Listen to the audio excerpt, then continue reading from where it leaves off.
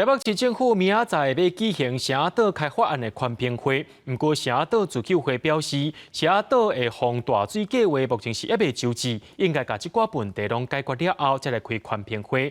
而且国内疫情当咧紧张，坚持要伫明仔载开会，这风险实在是真悬。稳固疫情，强开环评。强开环评。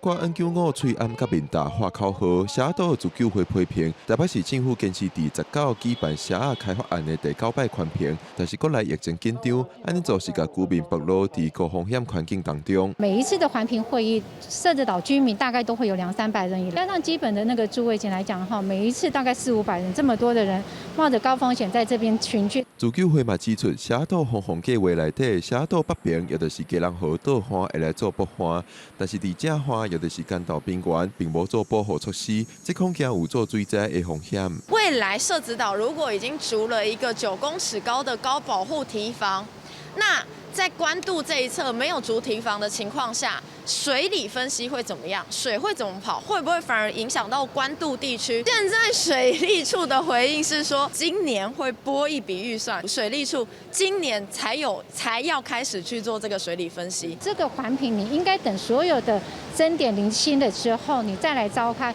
自救会呼吁台北市水利处除了赶紧提出解决方案，嘛应该办理说明会，向干道边缘的居民说明状况。水利处方面，伫记者这个进前是无提出回应。记者郭宝根、张水台北报道。